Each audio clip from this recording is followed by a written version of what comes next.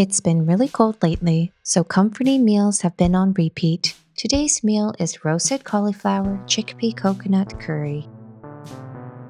Start by giving the cauliflower a rinse, then break it into florets by hand and remove the core with a knife. While prepping, preheat the oven so it's ready once the cauliflower is done. Spread the florets evenly on a baking sheet lined with parchment paper. Drizzle a little bit of olive oil, season it with a bit of salt, and sprinkle on some garlic powder.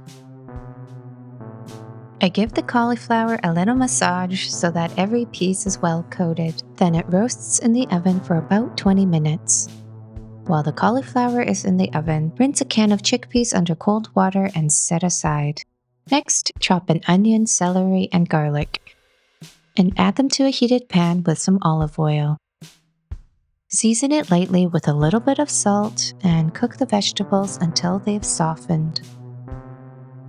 Now add the chickpeas to the pan and stir in about 2 teaspoons of curry powder. Give it a good stir and let the spices bloom. Today I'm using a jar of leftover pasta sauce and a bit of water, but crushed tomatoes work just as well. Just make sure to taste and adjust as needed.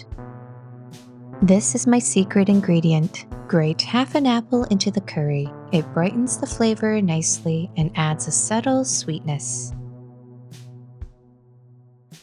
Add a can of full-fat coconut milk.